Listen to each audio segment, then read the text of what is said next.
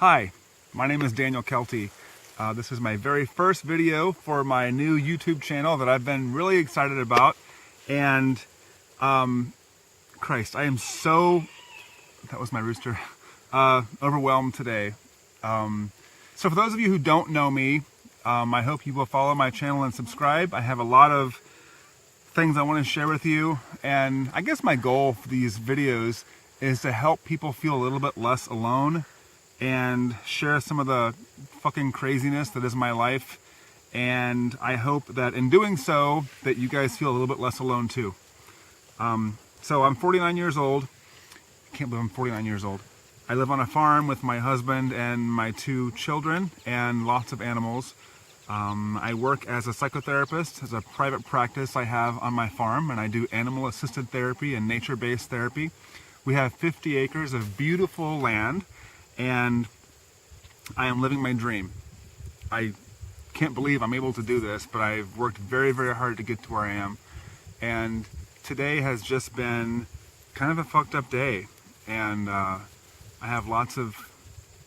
Hi, this is Paisley, one of the many kitties we have here on the farm. And I'll tell you about Paisley. She's really cool. We have 50 acres here, and she just goes wherever she wants. She's an indoor and outdoor cat. And when I have clients, she will come and sit on my client's lap, one client after another, and stay there with them sometimes throughout the whole session. And I didn't train her to do it. I didn't condition her to do it, but she does, and it's really beautiful. And that's kind of what I want to share with you guys, is this relationship with animals and nature that I have that has helped keep me sane in the crazy life that has become my own. And, you know, I don't pretend to have all the answers to anything, but I hope that I can share some things that I've learned and insight with you all. And I so can't wait to hear your feedback and hear how, what you've gotten from these videos. What else can I tell you? I'm a published author. Once. I'm working on my second book, and it's a slow process. Like I said, I have 2 children, so it's a lot of work. But I grew up in the Midwest here in Ohio with a lot of preconceived notions about what it means to be a queer man. And they weren't good. They were really, really bad. And I grew up in a really fucked up household that was very abusive in just about every way. And it took me a long time to realize that abuse and those toxic people do not define who I am. And for a long time they did. They were able to define who I was. And I decided gradually that that was not going to be the case anymore, that I can decide who I am. And I want each one of you that have been through, if you've been through abuse, if you've been through domestic violence, or things that where people have tried to slap labels on you and repress you and keep you down and tell you you can't do things, that you can just say, fuck you. I can do whatever the fuck I want. And you don't have to live by anyone else's standards. Because first thing in the morning, when you look in the mirror, it's just you. It is just you looking back. And that's who you have to answer to. Not your mom, not your dad, not ultimately. And not your friends or your spouse. It's you. And I don't know, I've been through a lot of different trainings and seminars and stuff that are supposed to help with, self-esteem and all kinds of things that I've struggled with in my life. And I guess the one thing that I've learned is that each day I get to redefine who Daniel Kelty is. I get to decide my value. I decide my worth. And the things that I'm learning about myself, and let me just say, I don't share these things with you to pretend like I'm this pompous person who is going to bestow my knowledge upon you, because that's such bullshit. That's not what I'm doing this for. I'm doing this because I want to give all of the people that watch my channel and give my children the things that I didn't get when I was with my biological family. And that's a whole nother story that I will go into when you get to know me better. But but I want to share with you things that I have learned to give myself, because I think in this life we oftentimes we're not taught to nurture ourselves. We're not taught to care for ourselves, and there's this negative stigma on the word selfish. And I'm here to tell you, I don't think there's anything wrong with the word selfish. It doesn't have to have a negative connotation. You can't live your life for somebody else. And so, I'm living this dream. We have a 50-acre ranch that needs a hell of a lot of work, but it's our home. And we've created this little oasis away from the life that I was living, and it's this little paradise that I still sometimes can't believe is mine, and I have to pinch myself. It's funny, I mentioned my boys. I have 2 boys. They're going to be 11 and 12 years old this October, and they are, hands down, the best thing that's ever happened to me in my entire life. And most days I do not deserve how wonderful they are to me. And for those of you who are parents, I'm sure you know what I'm talking about. That love you have inside you for your child that just is indescribable. There aren't words to it. The fact that my husband and I adopted our 2 children, to me, is an extra special gift. And I used to tell my kids when they were little, out of all the little boys in the world that I could have adopted, I chose you specifically. I looked in your face and I looked in your eyes, and I decided that you should be part of my family. I chose you. That's how special you are. And I will tell them that until the day that I die.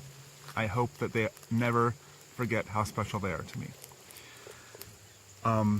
Like I said, sometimes I feel like I don't deserve it, but I've learned a lot about the trauma they've gone through with their birth families, the trauma I've experienced, and a lot of what I do here on my ranch is trauma-based healing with nature and animals. I've worked as a psychotherapist in many different venues. I've worked in incarcerated environments, I've worked in hospice, I've worked in drug and alcohol facilities, and I've learned very important things from each one of those settings and each one of those populations of gifts I've received from people that I've had the honor of working for and with that are immeasurable. And I don't know, I'm feeling very overwhelmed today. A lot of death in my world today. There's the tragedy in Las Vegas with the gun violence, which I can't even put words to that right now.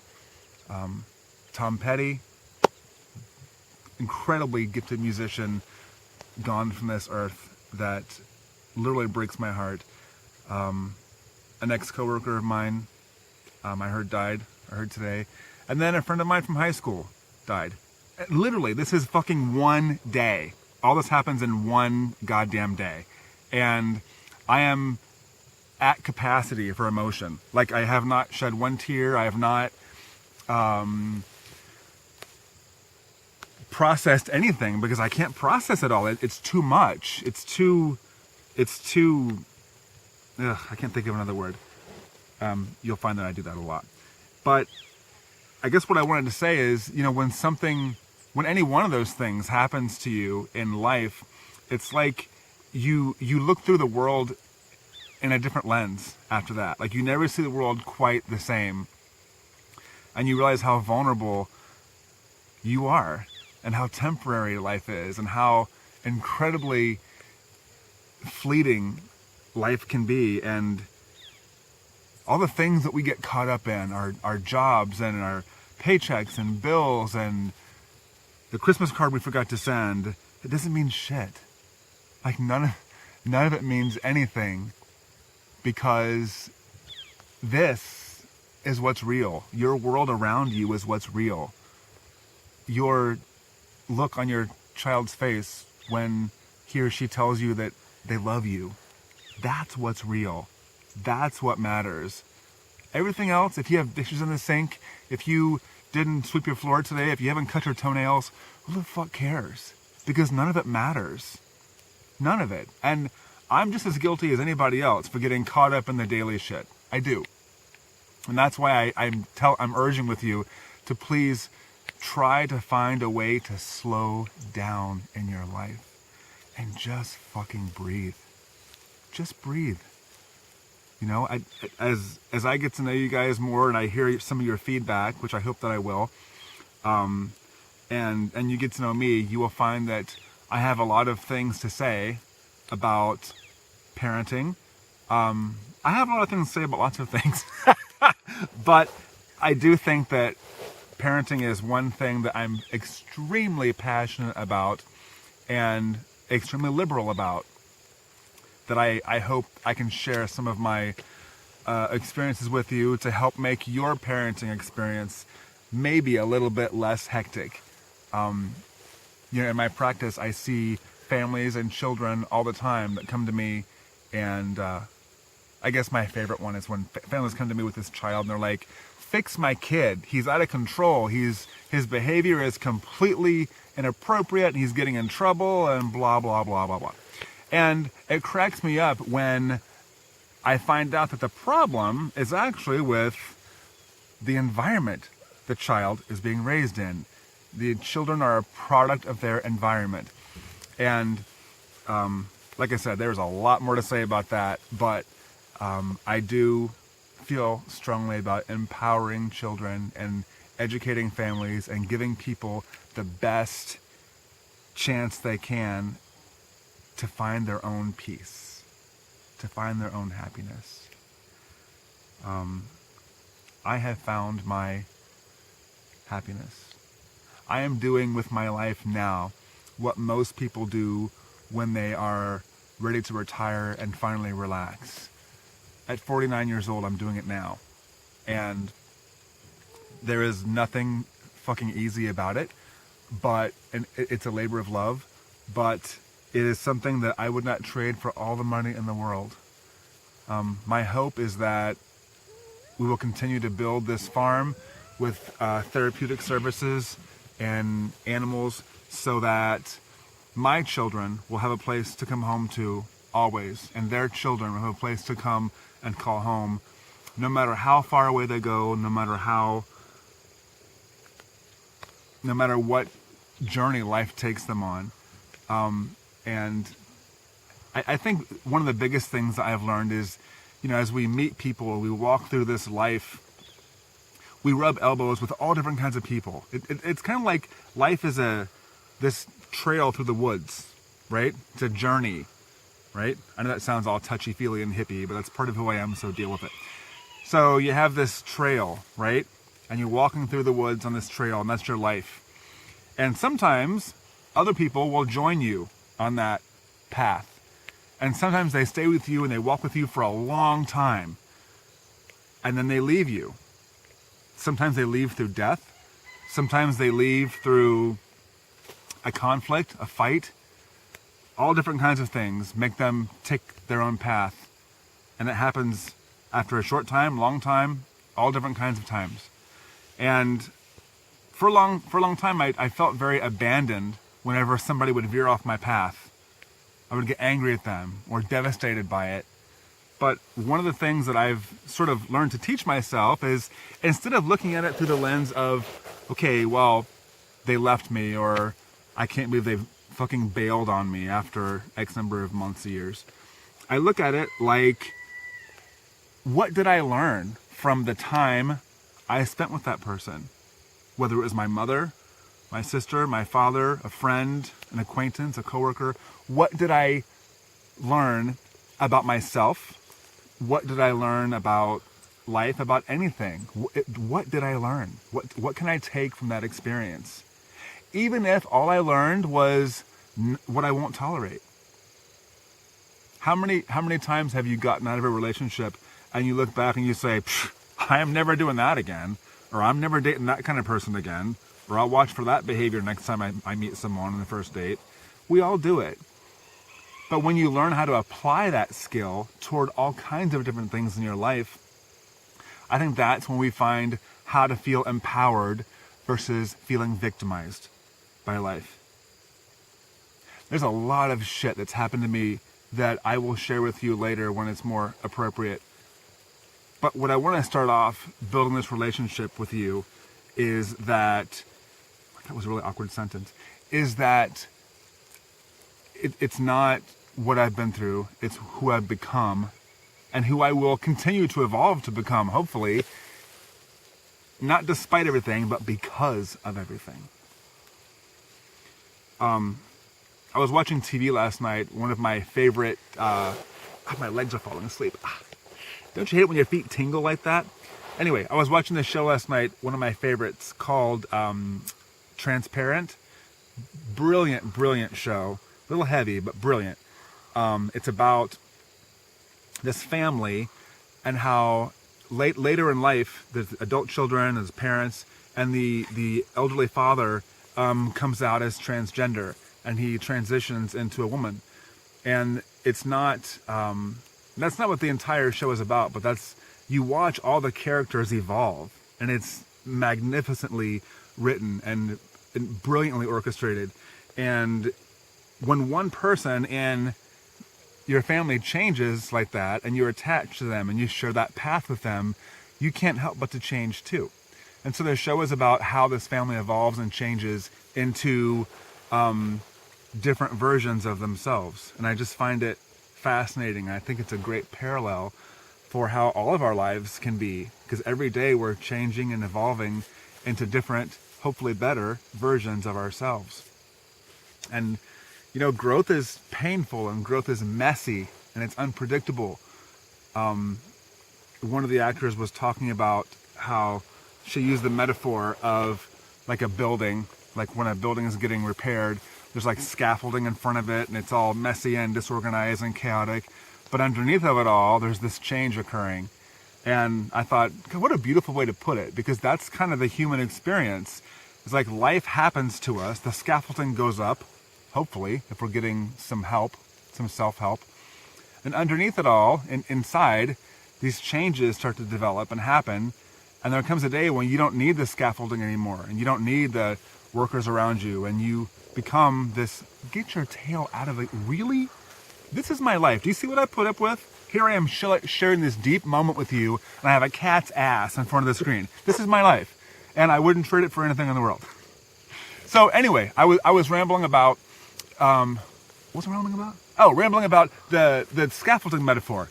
Beat it to death. But it works. It works. It's the changes that we have inside of us that empower us, and we become better versions of ourselves. So I really hope with all my heart that people will watch this, and I hope you get something from it. And I really, really want to hear from you. I want to hear from each one of you about things that you want to hear about. I will introduce you to my animals in later videos, and I will teach you about the different species that we have here on the ranch. We have white-tailed deer, captive white-tailed deer, bottle-fed deer. We have pigs, chickens, ducks, peacocks, cats, dogs. I have an albino raccoon who is fabulous, completely white. His name is Damien. I have several foxes. I have a coyote. And all these animals you will get to see up close, personal, and hopefully you will develop relationships with them as I do. They all have names and personalities, and you will get to meet each and every one of them. And I can't tell you how much I appreciate you guys watching this, and I hope from the bottom of my heart you get something from it, because I'm going to be making a new video. I think I'll be posting it probably every Friday. That's a good end of the day, end of the week goal, right, John? It's my son behind the camera. And yes, I curse in front of my son. See, that's one of the things that you may not agree with, but I have this theory where I educate my children, and I don't edit a lot from them, People have even criticized me about what I let them watch on TV. And, my theory is I'd much rather my kids see two people making love in the context that's appropriate in a movie, rather than watching them see someone put a bullet in somebody's head, you know? And how fucked up is our society that we allow our kids to see this violence, this utter gut-wrenching violence where we just slaughter each other. And that's okay. Hey, you know what? Let's put it in a video game. Let's do that. Yeah, it'll be fun. What the fuck? But you see a woman's breast on TV and they're like, oh, Johnny, don't look. Like, what the hell is that about? I mean, really? Really? I don't know. So you will hear me rant about that a lot. A lot. Because it's one of the things that I feel strongly about. And one of the first things you might learn about me is that I'm a very opinionated person. And no, I am pretty open and flexible, actually. But there is one thing I will promise you. For those of you who know me personally, and those of you who might get to know me, you will never, ever not know how I feel about you. Right, wrong, or indifferent. And that's a motto I've said about myself forever, and it's something I've held on to, and I think it's a good philosophy. I'm not a big fan of editing myself. I'm not a big fan of saying things I don't mean, and so I think is an important thing to do. So I'm going to keep this first video rather brief. I'm going to sign off for now, but thank you so much for watching the first video. I can't wait to share some things with you, and I can't wait to hear back from you. Thank you so much.